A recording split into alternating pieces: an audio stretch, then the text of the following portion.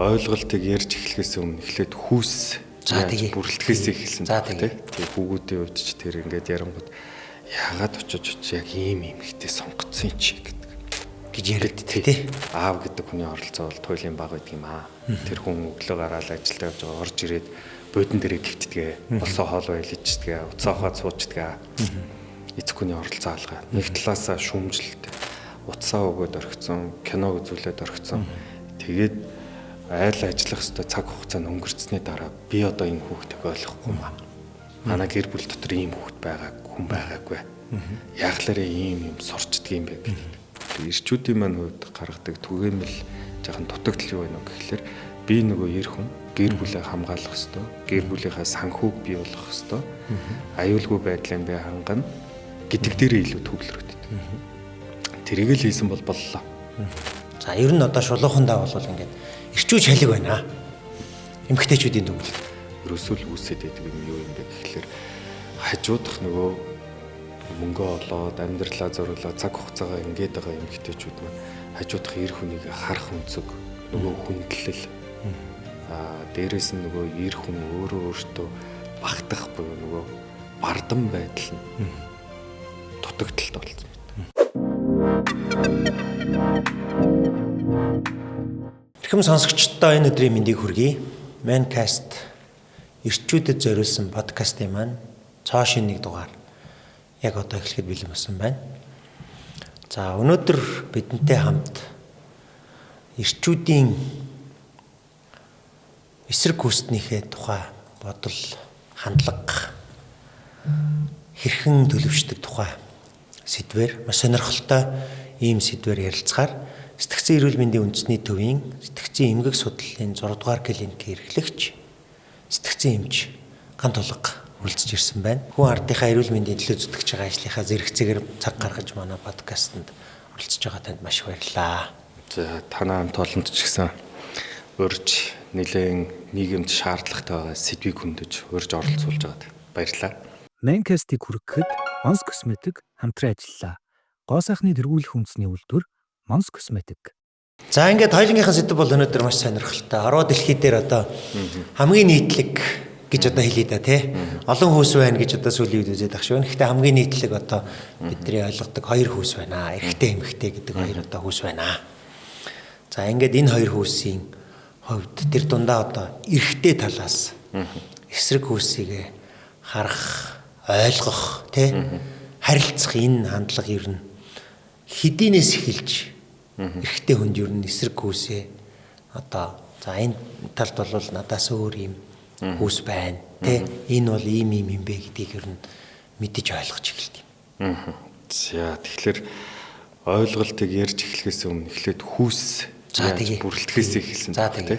Тэгэхээр ерөнхийдөө бол одоо биологийн үүднээсээ эрэгтэй эмэгтэй гэж хүүсийг хуваагаад за сүүлд одоо 3 дахь хүүс интерсекс буюу тий 3 дахь хүүсийн тэмдэглэгээний тухай хүртэл яригддаг болсон байна. За тэгэхээр одоо ерөнхийдөө эрэгтэй хүн за биологийн үүднээсээ эр хүн гэдэг ойлголт ерөнхийдөө энэ эсрэг хүүснээ таньж мэдэх үйл явц бол ерөнхийдөө хүн бүрэлдэн бий болсон цагаас эхэлж за амьдралын төгсгөл хүртэл үе шатанд явагдана гэж үзнэ.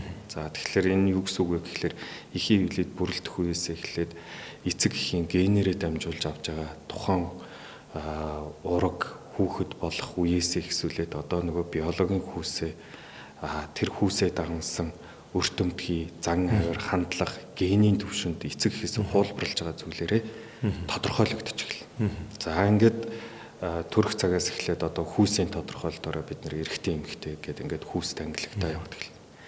Энийгээ дагсан биологийн эргэтэн тогтолцооны бүтэц, за түүнийгээ дагсан байдлаараа өсөлт хөгжилт маань явагдана. Гэвч одоо эрэгтэй хүүхэд буюу хүүгүүдийн хувьд болохоор одоо 3-аас 6 наснд болохоор ерөнхийдөө өөрийн хүүсийг таньж мэдэх. За мөн хүүсийн ялгаатай байдлын анхан шатны мэдэгдэхүүнүүд 3-аас 6 наснд бий бол. За 3-аас 6 наснд энэ бий болж авах хугацаанд ерөнхийдөө энэ хүүхэд маань өөрийгөө эрэгтэй, эмэгтэй, за эрэгтэй хүн гэж юу нь ямар байх юм, эмэгтэй хүн ямар байна уу гэдэг анхан шатны мэдэгдэхүүнийг гэр бүлийн орчинд өөрийнхөө хүрээлэн байгаа эрэгтэй эмэгтэйгээр өөрийгөө таньж мэдсэн насанд хүрсэн буюу ах эгч нараасаа суралцаж аав ээжээсээ суралцаж эхэлнэ. За ингээд үе шат маань цаашаа яваад тэгэхээр одоо 7-оос жишээ нь 16, 17 нас хүртэл болохоор бэлгийн боожлтын үетэй холбогдоод энэ хүүхдийн маань ертөнцийг таньж мэдэх хүрээ бол гэр бүлийн орчноос тэлж эхэлнэ гэсэн. Сургууль соёлын байдал, бусад одоо танихгүй хүмүүстэй харилцах, за мөн дээрэс нь одоо бидний хувьд нэлээд үүсчихэд байгаа юм юу вэ гэхээр нөгөө сошиал медиа. Тэгээ үзэж байгаа хүүхэлдээ кино, за аним ч гэдэг юм уу те. Одоо төрөл бүрийн байдлаар хүйсийн талаарх мэдээлэлээ тэр хүүхэд маань олж тогтоож таньж мэдчих эхэлдэг. Үүгээрээ дамжуулаад эрэгтэй хүн гэж яг хин юм бэ? Эмэгтэй хүн гэж хин юм бэ? За зөрүүлээ тэрэнд эсрэг хүйсийн гэж яриад байгаа хүнтэй яаж харилцдаг юм бэ гэдэг зүйлийг ухамсарын төвшөнд, үл ухамсарын төвшөнд үзэж харж сонсож байгаа зүйлээрээ бид нэр өөрөө өөрсдөө хуулж өөрийнхөө хандлагыг тогтоодог. За энэ хандлага маань явсаар байгаа цаашаа нөгөө бие хүн төлөвшөл бөгөөд цаашаа амьдрал дээр ирээдүйн эцэг их болох. За эр хүн гэдэг ойлголт бусдаа хандах хандлага маань төлөвшөө явна л гэсэн үг. Гэвч энэ маань 17 нас хүрээд тогтчихж байгаа юм биш. Энэ явц маань насан туршийн цаашаа насны онцлог нийгэм хүрээлэлээд байгаад өөрчлөгдөөд магадгүй зарим талаараа баяжих, зарим талаараа сөргөөр, зарим хүний үед эвдрэл гэх юм уу тий сөрөг тал руугаа явах хандлага байдаг. Тэгэхээр энэ маань насан турш үйл явц гэсэн. 3-6 наснд эхлэнэ. За мэдээж одоо ингээд сурагч бол 10 жилийн сургуульд тий хөвгөд өгтөөд ингээд бибинийгээ сурах сонирхох юм бол гэт одоо бидний үед байдаг. Жохон хөвгтийг ч гэсэн дэгдэг штэ тий танаа ангид хөөхөө охин байна уу гээл. Тэгэхээр тэр маань гоё юм аа гээл тий эсвэл баяраар нөгөөтгөндөө бэлэгсэлдэг бол зарим хөвгт одоо хөвгүүд ч юм бол ээж аавдаа илэрхийлээл тий би дурчлаа барьчлаа гэл ингээд. Тэгээ энэ бол ингээд анхан шатны хэсэг маань явж байгаа. За ингээд яг одоо нийгмийн хамгийн чухал нэгж бол гэр бүл тий. Гэр бүл ингээд эхнэр нөхөр үүсхийн өмнө за өсвөр нас. За тэгээ одоо яг одоо гэр бүлд болдог насанд эрэгтэйчүүд эрчүүд ер нь эсрэг хүсээ одоо хүлээж авах гэдэг юм уу ойлгох тэр хандлага нь яг яаж төлөвшүүл ер нь хамгийн зөв төлөвшил болох вэ? Ер нь энэ илүү ингэж харуул арай одоо зөв байгаад дээ шүү. Ингэж харуул буруу байгаад дээ шүү гэдэг ийм загвар хэлбэрүүд ер нь байдгүй. За шууд загвар хэлбэрээрч гэдэг юм уу? Хүн өөрөө юу гэдэг юм бэ? Өөрийн өрмөц онцлог, сэтгэл хөдлөл, мэдрэмжтэй. Тэгэхээр нэг тогтсон хэв маягийг өгөөд тэрнийхээ дагуу тэр хүн туйлын зөв төлөвшнөг үйл энэ буруу болох. Нийтлэг ер нь тийм юу байх вэ? За нийтлэг хэм хэмжээ талаасаа буюу зөв төлөвшлийн тал дээр байлгах юм бол эцэг их хоёрын оролцоо энэ тэнцвэртэй. За мөн одоо яг тэр гэр бүл болох хувь хүн төлөвшөх хүртэл явж байгаа явцад ерөнхийдөө хамгийн ойр дотны буюу мэдээлэл авж байгаа их сурулж таньж мэдж байгаа зүйл маань өөрөө хэр зөв байна вэ гэдэг тухай. Гэтэл одоо ерөн зүгээр ингээм амьдрал дээр харагдаад анзаарагдаад байгаа юм юу юм бэ гэхэлэр аав гэдэг хүний оролцоо бол туйлын баг байдаг юм аа. Тэр хүн өглөө гараад ажилдаа явж байгаа орж ирээд буудан дээрээ гівтдгээ, болсон хоол байл ичдгээ, уцаа ухаад суучдгээ. Эцэг хүний оролцоо алгаа. Нэг талаасаа шүүмжлэлтэй. Гэвч нөгөө талаасаа тэр эрэхтэй тийм төвшөнд очих хүртэл өдрийн цагаар ямар ачаалт байсан, ямар байсан тухай огт дурддагддаггүй байх чинь тий. Тэгэхээр тэр эрэхтэн магадгүй ямар ч нөхцөл байдлыг давж магадгүй гэр бүл өр хүүхдээ авч явах гэж байгаа талаарх юмыг эрэхтэн хүмүүс маань өөр ярьдаг. За энэс улбаатаагаар нөгөө нэг гэр бүлийн доторх эрэгтэй хүний хүндлэл, харилцаа, нөгөө эр хүний үн цэн гэдэг зүйл хэр бүрэлдэж байгаа юм бэ? Ээж нь мэдээж энэ тал дээр маш сайн ойлголттой бол магадгүй хүүхдүүдтэйгээ цагаа өнгөрөөж явах үед ярилцдаг, ойлгуулдаг тийм. Гэвч тийм тал дээр дулмаг байгаад бол эрэгтэй хүний нөгөө өөрийн оролцоо төлөвшөл, эсрэг хүйснээ яаж халамжилж, яаж ойлгодгийг гэдэг юм орхигдох гэдэг шүү дээ. Тэгээ энэ нь хаанаасаа хүүхдүүдэд суралцах уу гэхлээр нөгөө л нэг сошиалар харагдаж байгаа кино тий өдөр болгоны орой гэр бүлээрээ магадгүй үзэж байгаа кинон дээрх байдал томчуудын сонирхож шохоорхож үзэж байгаа тэр видео болон контентууд дээрээс эрэгтэй хүн эмэгтэй хүний хоорондын харилцааг сураад байна. Гэвч тэр маань өөрөө яг хэр яг зөв бодтой Эсвэл магадгүй ирээдүйн тэр хүний амьдралд яг зөв төлөвшлийг бий болгох видео болон аудио бай. Тэ? Энэ нь өөрөө бас нэлээд асуудал байна. Тэгэхээр л зөв төлөвшлийн тухай ярих гэж бол хамгийн нийт төрөний асуудал эцэг эх хоёр өөрсдөө энэ дээр хариуцлагатай байх хэрэгтэй. Ирээдүйн одоо өсгөж хамаг цаг хугацаа, хөрөнгө мөнгө өөрийнхөө нөөц бололцоогд ажиллаж байгаа юм бол энэ хүний сэтгэн бодох, хайрлах, хүнээ сонгох тал дээр яаж төлөвшүүлэх юм? Энэн дээр эхлэх ажиллах хэрэгтэй. Тэгэхгүйгээр эцэг эхчүүд маань утсаа өгөөд орхицсон, кино үзүүлээд орхицсон. Тэгээд айл ажиллах хэвээр цаг хугацаанд өнгөрцсөний дараа би одоо энэ хүүхдийг ойлгохгүй маа. Манай гэр бүл дотор ийм хүүхд хүн байгаагүй. Яаглаараа ийм сурчдаг юм бэ гэтэл яг ойлгуулах хэвээр ярих хэвээр цаг хугацаанд нь өөрсдөө байгаагүй.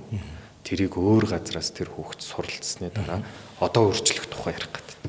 Тэгэхээр энэ айл хэдийн тэр хүүхд сурцсан байх гэж шүү дээ.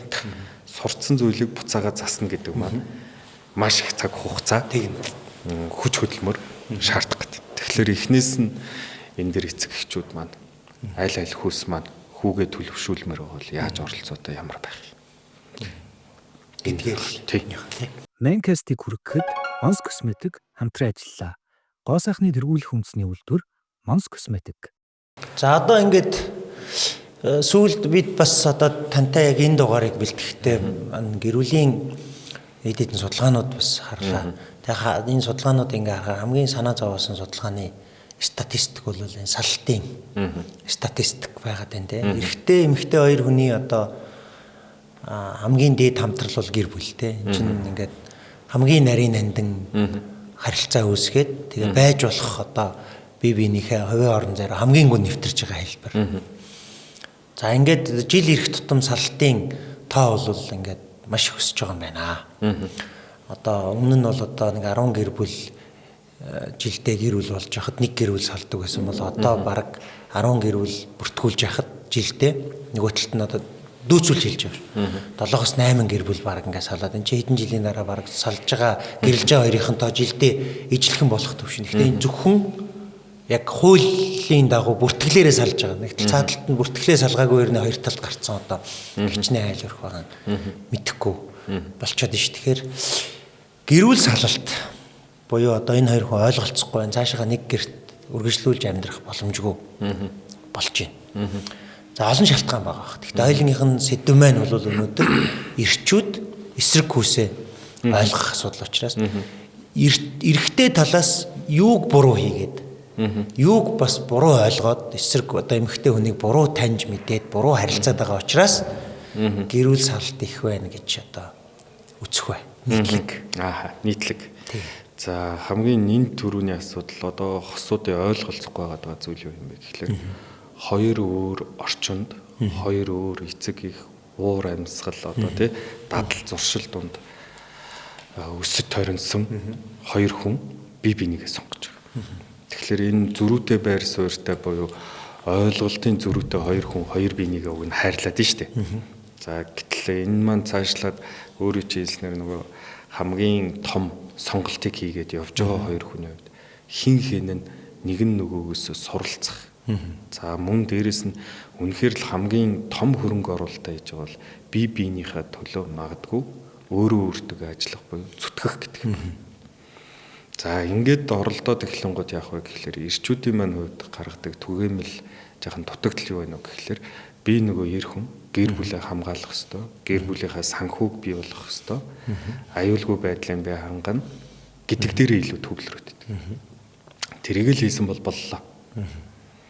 Ингээд нөгөө нэг одоо юу гэдэг юм те багаас нь эхлээд ир хүн бол ийм л байх ёстой гэдэг ойлголтынхоо дагуу тэрийг хийгээд байтал эмэгтэй хүний хүсэж байгаа зүйл нь энээсээ бас давхар өөр зүйл байна. Сэтгэл хөдлөл, эмоц, за тодорхой хэмжээний адал явдал бүхий өрнөлж гэдэг юм те тодорхой хэмжээний ийм амьдралын алхам тутмыг мэдрүүлсэн зүйлийг хүсэх гэдэг.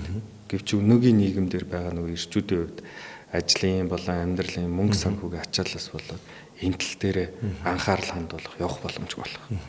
За ингээд л эхлэхээр эхнээсээ ойлголтын зөрүүтэй байдал нэг нь нөгөөгөө юу зориулж байгааг магадгүй сонсох, ярилцах. За магадгүй хин нэг нь санал зөрүүтэй байр суурь гаргадаг ч юм уу ойлголцохгүй байна гэдгээ илэрхийлэхэд тэрэн дээр нь ажиллах, хүлээж авах тий нэг нөгөөгөө дэмжих тал дээр ихэнхдээ ерөнхийдөө зөвхөн ирчүүд гэхгүй эмэгтэйчүүд маань ч гэсэн алдаж эхэлдэг. За ингээл ойлголтын зөрүү би ийм орчинд өссөн, би ийм л хүн, ийм л байх ёстой гэдгээрээ би биендээ тулгаж эхлэх үеэс эхлээл нөгөө нэг зөрүүтэй байр суурийн маргаан нэг нөгөөдөө гомдох, за магадгүй цаашлаад тэр зүйл хуримтлагдсны дараагаас эхлээд сэтгэл хөөрөгч гэдэг юм уу салт руу хөтлөж байна. За тэгэхээр одоо яалтгүй эрэгтэй эмэгтэй хүмүүсийн тухай ярихаар энэ хэсэгт бол мөн төрөний хэлсэн одоо энэ гэр бүлийн дотор байгаа уур амьсгал асуудалтай холбоотой судалгааг харахад бол эрэгтэй хүмүүсээс эмэгтэй хүмүүс рүү чиглэсэн хүчирхийллийн асуудлууд бол одоо яалтгүй бас яригдах юм аа. Энэ бол нөгөө хүмүүсээ юу яаж ойлгож байгаа одоо нэг том илэрлэл нь одоо болж байгаа шиг байна. Ингээд нийт одоо гэр бүлийн судалгаанд авагдсан гэр бүлийн хүчирхийллийн кейсүүдийг харахаар 80% нь эрэгтэйгээс эмэгтэй рүүгээ 20% нь эмэгтэйгээс эрэгтэй рүү чиглэсэн байт юм байна. Тэгэхээр одоо муу ялгаагүй ямар асуудал ситуац нөхцлөөс үүдэж ер нь эрэгтэй хүн эмэгтэй хүүсээ тэр дундаа одоо хайрлна гэдээ аваад суусан ихнэрээ тэгээ бие махбодын чиглэлээр ингээд хүчирхийлье гэдэг. Энэ ер нь хүчирхийлэл үйлдэж байгаа маань өөрөө одоо юуны зан төлөвийн гэдэг юм зан аран шингийн доголдлоо эсвэл одоо сэтгцийн эмгэг үү энийг ер нь яг энэ шинжлэх ухааны талаас юу гэж үздэг вэ? Ялгаагүй нөгөө хүүсээ харах ямар ойлголтоос алдаатай болчхороо гэртээ байгаа одоо хань ижлээ ер нь ингээд зодож нүдэд байдаг юм юм. За тэгэхээр энийг ярихаар бас л нөгөө бага насны орчин тий сэтгэл зүйн болон эмэгтэй хүнтэй харилцах эрэгтэй хүний буюу хүүхэд байхаас эхэл төлөвшөж байгаа үе хугацаа бийтүүлээ бас маш сайн санана. Энэ маань өөрөө нэлээд том сэдв бол тухайн орчны эцэг их ах ямар вэ гэдэг тухай тий.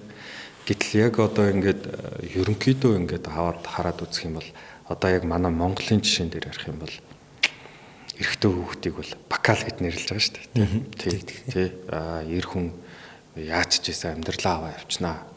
Зүгээр дээ гэд орхичдаг. За сургууль соёлын тал дээр ч юм уу идэлж хэрглэж байгаа зүйл дээр нь ч юм уу за эр хүн яад юм бэ? Нэг олон чамин гангаймар яадын нэг тоото идэн айтайхан цэвэрхэн хувцастай багтал болоо үсттэй ч гэдэг юм тий.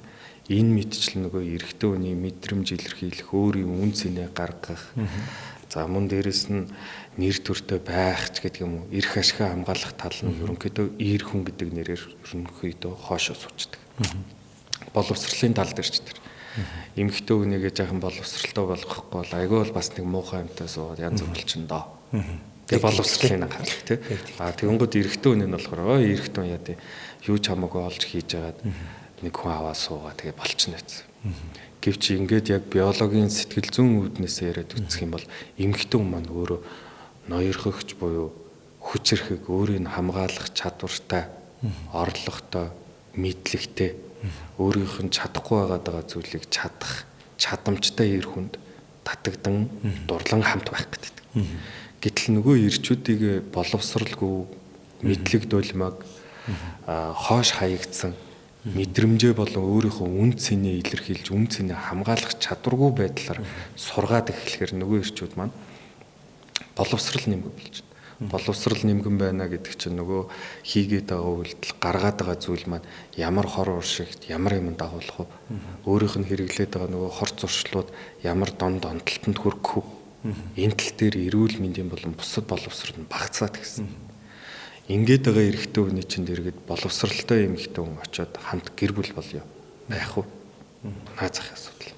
За ингээд боловсрал нэмгэн өөрийнхөө мэдрэмжийг гаргаж болохгүй эхнээсээ жаахан хаягдсан ч юм уу жаахан орхигдсон юм шиг байдалтай байгаа эр хүн чинь өөрөө дараа нь бие хүүцлээ насан турлаа асуудлуудаа тулгараад эхлэхээр нөгөө сэтгэл зүйн дутуу байдал таагүй байдлаасаа болоод хуримтлуулж агаад тесрэлтийн асуудлууд гарч ирнэ. Зүгээр л нэг үг зөрөнгөтэй л эрэгтэй хүн дайраад авчлаад байвал энэ шал өөр асуудал. Гэтэл тэр болгоны цаана магадгүй өнөөдөр хүчирхийлэл гэдэг байгаа зүйлийн цааталт хичнээн ямар үйл явдлууд өрнөж байгаад тэр нөхцөл байдалд хүрвэ гэдэг судалгаа байна уу гэхээр байхгүй. За зөрүүлээд одоо тоо баримтыг хараад үзье.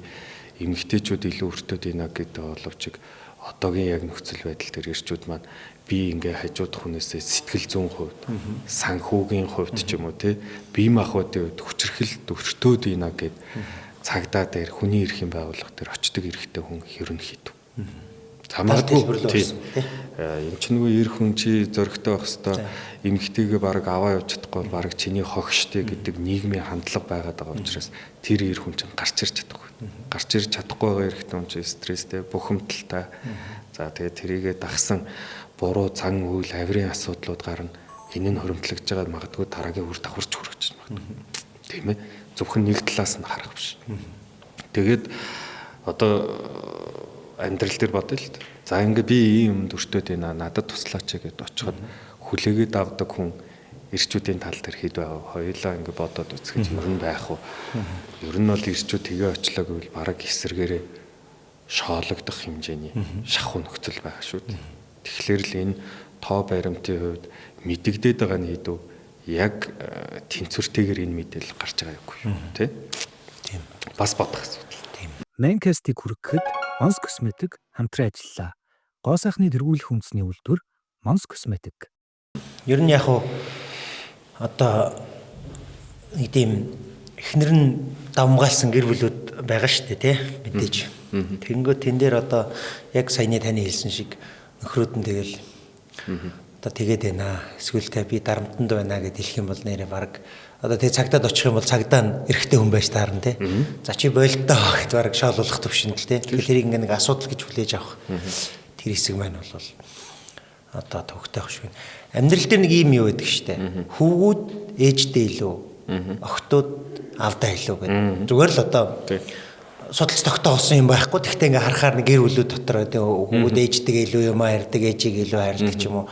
Охтууд одоо аавдаа илүү хайртай. Заримдаа ингээд аавыгаа ээжээсээ харамлаач ч юм уу. Тэг ингээ энэ ер нь одоо сэтгэл зүй талаас юу гэж тайлбарлагддаг. Энэ бол угийн яг хэвийн бэлгийн одоо юу гэдэг юм те өсөлт хөгжилт хэвийн хариу урвал. За. Яагаад гэвэл өөрийн эсрэг хүүсээ, өөрийн хүүсээ мэдрээ таньж мэдснийхаа дагуу өөрийнхөө татагдж байгаа хүн нь тэр гэсэн. Одоо нэгсэндээ хүүгүүдийн үед болохоор өөрийгөө эрэгтэй гэж мэдрээд өөрийнх нь хамгийн одоо харж байгаа ойр дотгон хайр мэдэрж байгаа эмэгтэй ээж нь байх гэдэг шүү дээ. Гэтэл ээж тэр хайрыг өөр хүнтэй хуваалцах гэж байгаа юм шиг аавдаа сайн боловч аав тэнч арай өөр байдалтай байгаа дахаар уурлах, харамлах тий. Охтуудын хувьд бас ээжээсээ аавыг харамлах. Энэ бол хэвийн байх ёстой хариу урвал.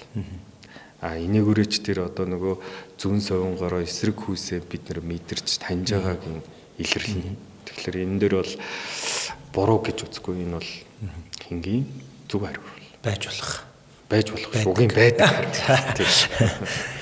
За тэгэнгүүт дараагийн нэг одоо эрэгтэй хүн эсрэг хүүстэйгээ харилцах гэдэг юм харах хандах нэг том хэсэг бол аавууд охтуудтайгаа харилцах харилцаа. Энэ дээр ер нь ямар одоо нөхцөл байдал байдаг вэ? Ямар зөвлөгөө ер нь өгөх вэ? Охтуудыг ер нь яаж өсгөх ёстой? Хамгийн энэ түрүүнд аавуудад би хэлэх юм болохоор юу юм бэ гэхээр та охинтойгоо яг яаж харьцаж байна?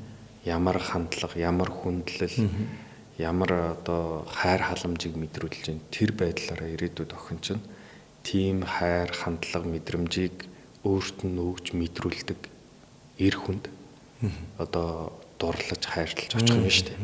Гэтэл охиноо төвөгшөөсөн ч юм уу охиндоо таагүй мэдрэмжийг өгөөд байгаа тохиолдол бол ирээдүйд охин бол яг тэр нөгөө өөрийнх нь үсээд байдаг сайн хүн гэдэг тал дээр их тулмаг бол. Яагаад гэвэл бидний төрж өсөж орчин хамгийн ойрхон байнгын харилцаж байгаа хүмүүс маань яаж хандаад байгаа юм бэ? Тэгэхээр охин хүүхдэд эцгүүд нь ирээдүйд сайн хайны ижилтэй болоо гэж бол эмэгтэй хүнийг эр хүн ер нь яг яаж зөв хөндлөх юм? Яаж зөв хайрлах юм? Алдаатай буруу зүйл гаргалаа гэвэл тэрэн дээр ямар байдлаар тайлбарлаж хэлж авч явж зааж зөвөрлөх юм? Тэрнээс шийдгээд ч юм уу ингээд тахтаа шүү дээ. Тэгэхээр мэдээж хүн алддаг учраас тэрэн дээр нь жишээ нь эцгийн оролцоо эр хүний нүмер нөөлөг нөгөө яриад байдаг хамгаалт яаж гарч ирнэ. Энийг л суулгах хэрэгтэй. Энэ дутууд улмаг байгаагаас болоод заримдаа нөгөө хайрын болон зөв хүндлэлийн байдлыг мэдрээгүй үссэн эмэгтэйчүүд маань яг өөрийг нь зөв хүн гарч ирээд тий хайрлаад халамжлаад хамт байх гээд байхаар яахаа мэдэх болждаг. Зүгээр хариугаа өгөхөө мэддэг. Яах ёстой юм бэ? Ягдаа нөгөө буруу мэдрэмж авч ирсэн. Яг үл өөрийнх нь байсан орчин болоо өөрийнх нь сурсан зүйл юу юм бэ гэхлээр нөгөө л нэг юм маргаангүй ч юм уу нэг тайван л байвал болоо. Гэвч хайрыг яаж мэдэрдэг? Зөрүүлээ хайрыг яаж буцааж өгөх юм? Тэ эсрэг хүстэндээ яаж мэдрүүлж зөрүүлээд ингэх ёстой сурааг байх чинь. Тэрнээсээ болоод нөгөө нэг зөв гэд яриад байдаг хүнтэйгээ ойлголцож чадахгүй байгаад байдаг. Гэвч нөгөө таагүй гэдэг хүнтэйгээ болохоор яаж харьцах бол мэддэг. Яагаад гэвэл аавын арга ивийг олох арга тэр үедээ нөгөө уугаад байдаг ч юм уу гэр бүл дотор асуудал гаргаад байдаг аавыг тайвшруулах арга бол сурцсан тэрийг мэддэг. Яг тийм хүнтэй таарахаараа тэр аргаа хэрэглээд нэг ямар ч лсэн нэг асуудал үүсэхгүй юм шиг авч явах гэдэг. Тэгэхээр энэний цаана өөрөө юу яригадаад байна вэ гэхээр бидний л нөгөө төрж өсөж орчсон харилцаа маань өөрөө ирээдүйн бидний амьдралын тусгал болоод байна. Тэгэхээр л одоо энэ магадгүй подкастыг үзэж байгаа зөвхөн эрэгтэй гэхгүй эмэгтэйчүүд маань ч гэсэн ирээдүйн нөгөө үр хүүхдээ ямар болгож өсгөх вэ гэдэг чинь өнөөдрийн насанд хүрсэн ээж аав ах эгч нар та нарын харилцаа хандлага хоорондоос их шалтгаалan шүү. Тэгэхээр ямар хүнтэй охиноо суугаасаа гэж бодож байна. Яг тийм хүн л өөрөө байх хэрэгтэй байна. Гөө тийм. Талент харж байгаа л үзэх нь шүү дээ. Одоо ээж нар ч гэсэн тэгдэг шүү дээ. Янз бүрийн айлын охин тэгээд ийм тийм болгоч баа чи тэгвэ ингэвэ. Өөрөө үнэхээр хариуцлагатай хүүтэйгээ эмэгтэй хүнийг яаж харилцах юм? Яаж хариуцлагатай байх ёстой юм? Энэ тухай ярилцдаг эмэгтэй хүн юу мэдэрдэг гэдгийг яриад байсан бол тэр хүү тийм зүйл хийх үү? Тэгэхээр л нөгөө ирээдүйн бэр маань бас ямар байх уу гэдэг ээжээс бас шалтгаалж байна шүү дээ, тий. Одоо нэг хүмүүсийн дунд нэг юм яриа гэдэг шүү дээ. Ингээд 4-5 эрэгтэй хүн амьдралд нь байхад хамгийн муугийн сонгочдгоо гэдэг. Чи яг саяны тайлбар нь бол сая гарч ирж штэ тэр муу гэдэг хүнтэйгээ харилцах ивэ болоод байна те. Яг гэвэл аав нь яг тийм байсан учраас аавынхаа очрыг олж исэн шиг тэр хүнтэйгээ очроо болоод байна. Ань талд нь сайн байгаад байдаг нөгөөтгтөгөө хариу орол үзүүлэх гэдэг юм одоо те ойлголцох тийм юу байхгүй байгаа юм те. Энийг арай жаахан дэлгэрүүлэх гэвэл нөгөө сэтгэл хөдлөл мэдрэмж дурсамжин дээр тулгуурлаж.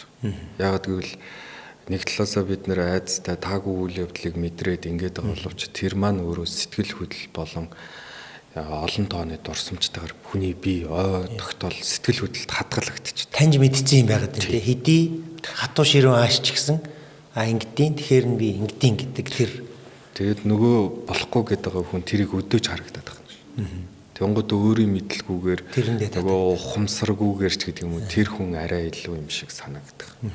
Гэтэл нөгөө логик байдлаараа зөв хүнээ нөгөө сонгоод очсон ирнэ хамт байгаад эхлэхээр нөгөө нэг ийм дурсамжийг сэтрээсэн таагүй ч юм уу нэг ийм савлгаатай мэдрэмжийг өгөхгүй болоод эхлэхээр тэр хүн гайхаад эхэлнэ. Тийм ээ. Юу болоо тийм.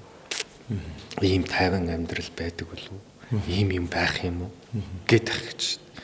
Тэнгууд л нөгөө өөрийн мэдлгүй хийцэн сонголт болохоор нөгөө л нэг пянз давтж байгаа юм шиг л үйл явдал явах нь шүү дээ. Урд нь жоох охин байсан бол одоо том болцсон.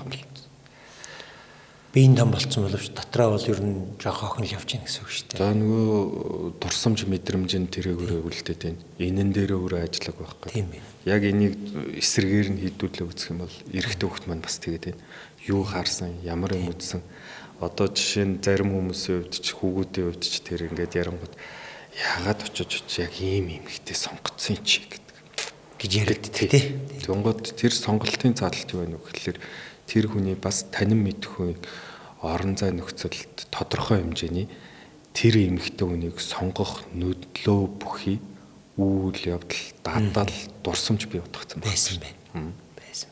Зарим ирчүүдийн хувьд одоо баатар болох тийм нэг юм дадал зуршилтай ирчүүд байна те. Ягаад гэвэл одоо юу гэдгийг эмэгтэй хүнийг заавалжгүй хамгаалаараа ингээрээ эмэгтэй хүнийг шаналгаж болохгүй шүү ч гэдэг юм уу. Зовсон эмэгтэй хүнд дандаа ингэх ёстой ч гэдэг юм. Ийм байдлаар сурцсан эр хүн жишээ нь одоо дандаа асуудалтай эмэгтэй дээр очих гээд ахна шүү дээ. Ягаад гэвэл тэр эмэгтэй хүнийг засмаар байна. Тэр эмэгтэй хүнийг проблемыг шийдэж өгмөр санагдаад байна. Асуудалгүй эмэгтэй хүн гараад ирлээ гэхээр тэр хүн сайн санагдахгүй тий. Яг гэвэл нөгөө багаас нь өөрийгөө таньж мэдсэн эмэгтэй хүнд хандах хандлага нь баатрал бай гэдэг ойлголт төгссөн болохоор өөрийнх нь хэрэгцээ байхгүй байгаад байгаа эмэгтэйг рүү тэмдэглэхгүй шүү. Тэнгууд л нөгөө тусламж хэрэгцээд байгаа засаж задлруулах хэрэгтэй юм шиг эмэгтэй хүн өөрөө ирэхгүй татагдаад очих гээд байна. Тэгээ энэ мэдчихэд нөгөө эрэгтэй эмэгтэй айл хүүсэнд нь ямар дадал зуршлаар юуг ойлгож таньж мэдсэн бэ гэдгээрээ хамтрагчаа сонгож таниад татагдаад байдаг. Манкастыг хүргэхэд Монс Косметик хамтран ажиллаа. Гоо сайхны тэргүүлэх үндэсний үйлдвэр Монс Косметик. Тэгэхээр одоо саяны таны хэлсэн санаануудыг гэрүүл болох насан дээрээ ингээд өөрийн мэдлгүй хийж штэ. Тэгэхээр тэр хүн тэр яагаад ийм шийдвэр гаргаж байгаагаа таньж мэдээгүй байгаа учраас тэр илүү мэдрэмжийн төтлөгдсөн шийдвэрүүд л ингээд тэр хүнийг дагуулаад яваад байна штэ. Тэгэхээр хэрвээ одоо энэ подкастыг одоо ийм насны хүмүүс үзэж байгаа бол шийдвэр гаргахаас өмнө өөртөө ажиллах нь байна те. Ийм 3 хүн байхад надад энэ гоё мэдрэмж одоо юу гэдэг энэ илүү ингээд би харилцаж болоод байгаа гэдэг нь энэ сайн хань гэсэн үг биш ээ тий. Энэ болно гэсэн үг бас биш байх нь шүү дээ. Энэ хүнтэй би надад айгүй их одоо юу гэдэг зөв хүн байгаад хамгийн өвгөн сонгох боломжтой хэрнээ би энэ хүнтэй одоо одоогоор ингээд арга учраа олохгүй байгаа. Цаашдаа бас олохгүй гэсэн үг биш ээ гэдгийг л ойлгож таньж мэдэж авах хэрэгтэй байх нь шүү дээ. Хамгийн нэг дөрөвний тий асуудал болохоор юу юм бэ гэхэлэр хувь хүн маань өөрөө эхлээд таньж мэдэх. Нөгөө хүнийг биш. Өөрийгөө. Яагаад гэвэл би яг юунд дурлаж татагдаад байгаа ямар мэдрэмжэнд юу руу илүү хөтлөгдөд байгаа юм бэ. Тэгэд энэ хөтлөгдөд байгаа зүйл буюу хүн маань өөрөө бас зөрүүлээд магадгүй. Өөрлөө нь яг тэмүүлж хамтдаа яг зүтх хүмүүн үү биш. Яагаад гэвэл энэ зүгээр ингийн үерхэл шохоорхол ч юм уу хэсэг зургийн харилцаа биш. Илүү хариуцлагатай харилцаа руу орох гэж байгаа бол энэ дээрээ дахиад бодоод үзэх нь зү. Би яг юу хүсэж байгаа юм бэ? Ихэнх тэр төрөний ярьсан дээр үзэх юм бол ирчүүд өөрсдөө эмэгтэй хүн дээр ерөнхийдөө айл хэдийн зураглалаа бий болгоцсон байдаг. Гэр бүл зохиох үед. За нөгөө өөрийн харсан ээж, ихч ч юм уу хүмүүсээр нэг ийм л байна да гэдэг эмэгтэй хүний төсөөлөл зураглалыг бий болгочоод тэрнийхээ дагуу эхнэрээсээ хүсэж байх нь шүү. Тийм ээ. Гэтэл яг тэр эмэгтэй хүн бол өөрийнх нь нөгөө гэр бүлийн орчин доторх тэр эмэгтэй бол биш шүү дээ. Ондоо. Зөрүүлээд эмэгтэй хүн ч гэсэн эрэгтэй хүнээс өөрийн харж үзсэн байдлаараа л юм хүсэн. Тэгэд энэ дээр л асуудал үүсээд эхэлдэг учраас сонголтыг хийж эхлэхээс өмнө айл хүнийг сонгох вэ биш. Би эхлээд өөрөө яагаад ийм сонголтууд хийгээд байна? Миний өөрийн мэдрэмж хүсэл зориг юу юм бэ? Энэн дээрээ илүү анхаарах хэрэгтэй. Өөртөө ажил. Яагаад гэвэл өөртөө ажилласны дараа сонголт чинь зөв байна уу, буруу байна уу? Магадгүй цаашлаад явхад бэлэн биш байгаагаа мэдрээд эхлэх юм бол магадгүй ярилцаад энэ дээр зогсох тухай ч юм ярих хэрэгтэй тийм. За бас нэг хүмүүсийн дунд нийтлэг яригддаг. Би ч өнөөдөр одоо нөгөө хүмүүсийн дунд байдаг л яриануудыг л агуулгуудыг л эсрэг хүйснүүдийнхаа тухайн агуулгуудыг л илүү одоо согоод байна л да. Яг тэгвэл манай подкаст үзэж байгаа хүмүүсийн дунд нийтлэг байдаг л эмэгтэй хүн дасаж дурладаг. Эрэгтэй хүн харж дурладаг ч үлээ тийм. Нэг ийм ойлголт байдаг шүү дээ. Энэ шинжлэх ухааны талаас нь ер нь хэр одоо үнд ойрхон юу вэ? Дүгнэлт вэ? Угийн байдаг зүйл шүү дээ. Яаж ч бодсон хоёр хүний харилцаа яригдахад эрэгтэй хүн үнэхээр сонголтоо хийж байгаа юм шиг нэгэн тэнгисэн бол эр хүн бол угийн шууд л тас. Тэ? Шууд л за би нэг хийнэ, тэгнэ, тэхгүй. Угийн багаасаа сураад ингээд төлөвшсөн байдаг зүйл нь болохоор хайр, дурлал, харилцаан дээр ч гэсэн сонголтоо хийж байгаа тал дээр эрчүүд яг хосын үед төрүүлж дурладаг гэж ярьдаг. харсан мөчөөс ч гэдэг юм уу, ярилцсан мөчөөс юм уу, тухайн эмэгтэй өөрийг нь татсан тэр үнцгийг гарч ирэх үеэс эхлээд маш хурдан дурддаг. Эмэгтэй хүмүүс маань энэ тал тэр бол арай ондоо уднаа, ажиглнаа, сэтгэл догтлол, татагдах байдал байгаа боловч дурлал бол эрэгтэй хүнээс илүү хоохон байна шүү дээ. Тэгээд энэ чинь юутай холбоотой гэхээр одоо энгийн сошиалж гэсэн хараад үзье. Нэг эмэгтэй хүнд хичнээн эрэгтэй хүмүүсийн их бага хэмжээгээр ажиглал тантал байдаг. Тэ? Эрэгтэй хүн яадаг. Эхнээсээ хин нэг нь татагдж байгаа мэдж байгаа бол эрэгтэй хүн бусадтай зэрэгцүүлээд авахгүй шууд л нэг хүн дээр төвлөрч эхэллээ. Гэвч эмэгтэй хүн болохоор энэ донд эцсийн сонголтоо хийх хүртэл болохоор арай илүү тайван ажиглаж нөгөө зүн совингоороо гэх юм уу те ирээдүйд төрн их хүн болно гэдгийг мэддэг учраас инстинктээрээ за яг намайг энэ одоо шохоорхоод надтай танилцаад байгаа эр хүн жишээ нь одоо яг миний энэ ааш авирыг дааж чадах уу те намайг үнэхээр аваа явж чадах эр хүн мөн үү гих мэтчлэн зоригтой зориггүйгээр маш их тийм сорилтуудыг хийж харьцуулалтыг хийж одоо ингээд удаан ажигладаг байна шүү дээ. Гэтэл эрэгтэй хүн бол эсрэгээр одоо энэ хүний энэ байдал энэ мэдрэмж нь намайг өдөөж намайг татж хамт байж чадна гэдэг илүү шаргуу шууд сонголтоо хийж эхэлсэн. Нэг нь илүү мэдрэмжээрээ хандаад нэг нь илүү нухацтай хандаад байна шүү дээ. Тий. Тэгээд эндээс үүдээд мэдрэмж бол төр зур юм. За мэдрэмжээрээ хандаад одоо гэр бүл болчлоо. Эрэхтэй, эмэгтэй нухацтай. Эндээс үүдээд нэг юм хоёр асуудал гарч ирээд аим шиг зүгээр. Энэ бас ялгаагүй одоо бас л нийтийн донд байдаг. Ер нь ингээд одоо эрэхтэй эмэгтэй хоёр хүн байлаа гэхэд ялангуяа одоо манай Монголын нийгэмд гэр бүл дотор маш их яригдж байгаа асуудал бол гэр бүлээс гадуур харилцаа байна. За ер нь одоо шулуухандаа бол ингээд эрчүүж халиг байна.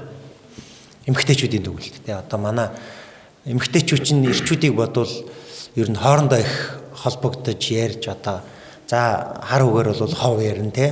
За одоо жоохон албан хэлэх юм бол мэдээлэл солилцооны урсгал нь хамаагүй бидрийг бодвол өндөр хүмүүс.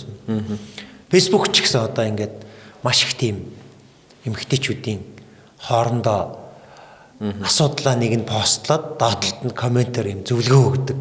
Өө олон одоо ганц би ээжүүд тий төрсний дараах ээжүүд тий ээжүүд тэгээд турын хөөрхөн бүсгүүчүүд гэдэг айгүйх группуд байл та. Тэргээр ингээд харахаар манай подкастыг ч бас нилээн тэр группүүдээр нилээн ингээд сонсд юм л.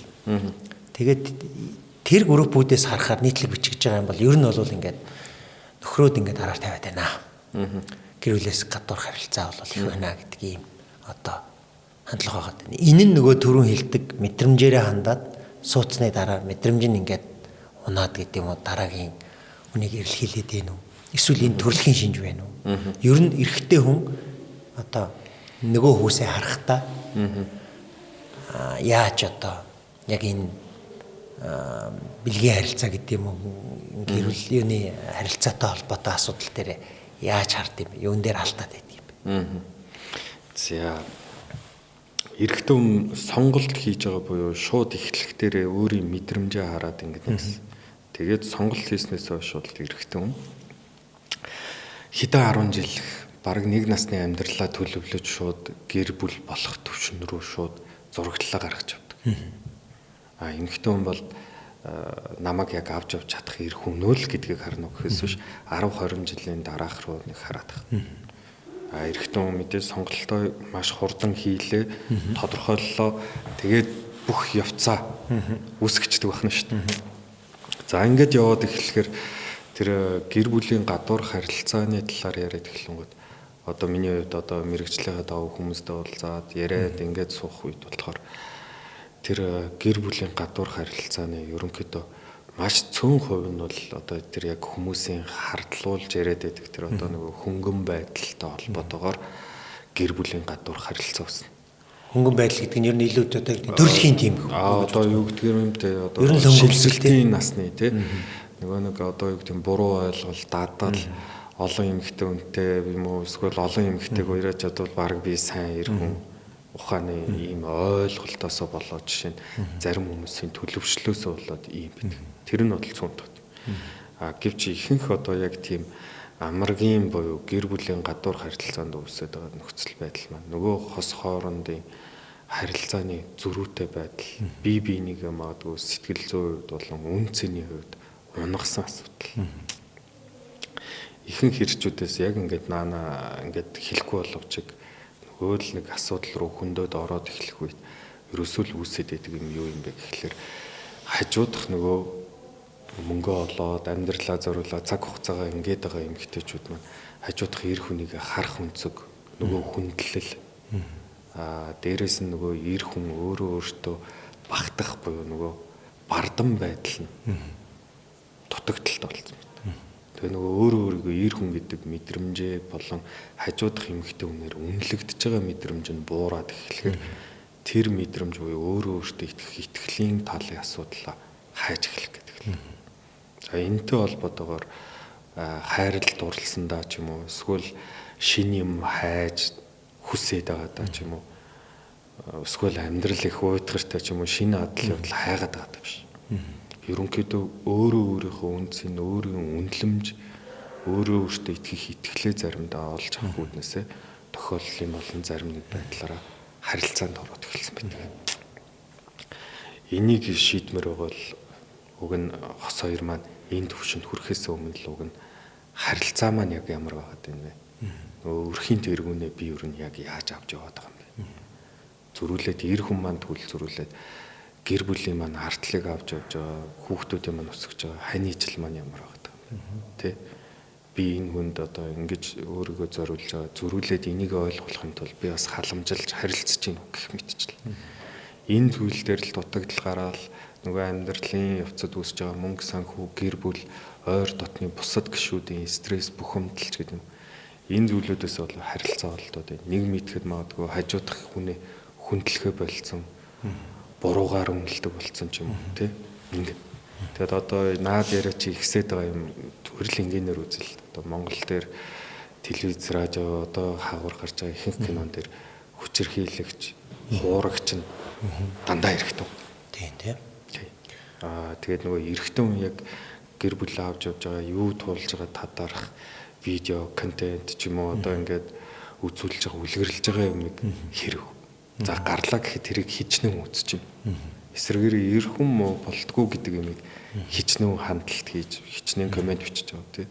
Ингээхлээр нөгөө өөрөө хүмүүсийн хүлээлт буюу харах өнцөг өөрөө ихнээсээ эрчүүд маань ер нь болтгоо шүү гэдэг талаас хараад байна шүү дээ.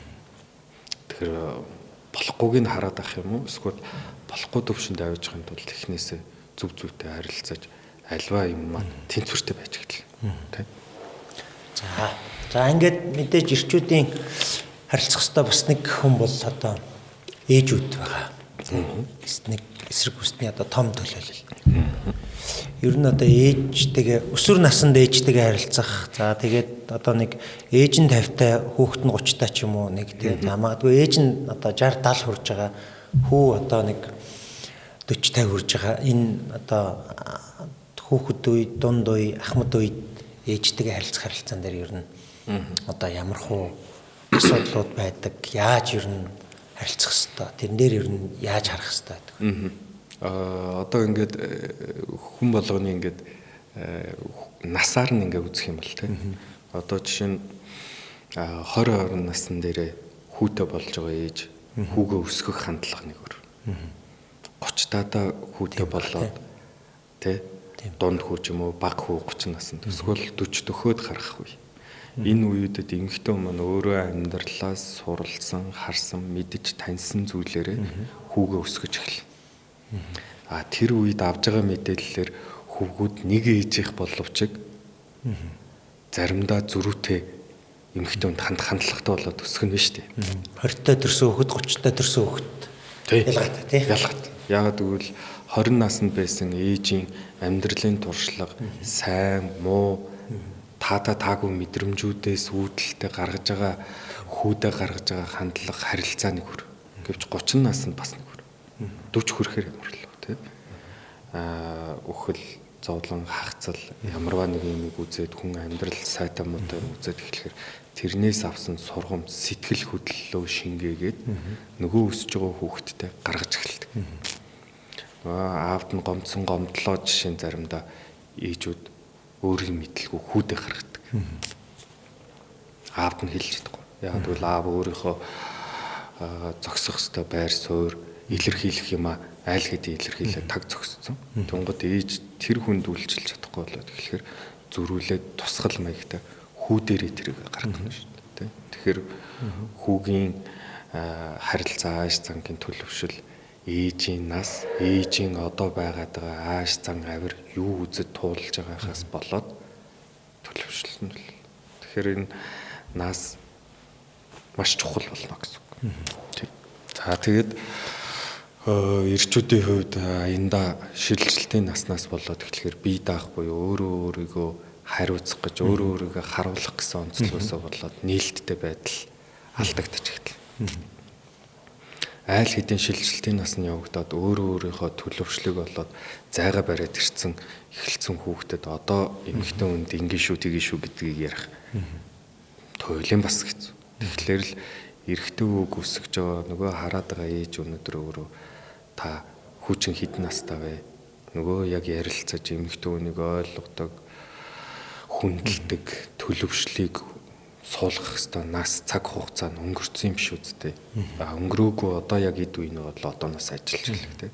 Тэгвэл ирээдүйд хүүчин айл явахынтай яаж харилцах вэ? Хэнийг сонгох вэ? Хинтээ зүв зүвтэй харьцах юм бэ гэдэг юм чинь одоо л хэрэгтэй байна л гэсэн үг. Mancast-ийг хүргэхэд Mons Cosmetic хамтран ажиллаа. Гоо сайхны тэргүүлэх үндэсний үйлдвэр Mons Cosmetic. За ингээд маш сонирхолтой дугаар боллоо. Бидний нэг тийм мэддэг юм шиг хэрнээ анхаарах хэвээр бодох хэвээр сэдв болчихж байгаа. Яалтгүй одоо эрэгтэй эмэгтэй гэдэг хоёр хөөс бол бие бинийгээ ялж дийлэхийн тулд заяасан хөөс биш.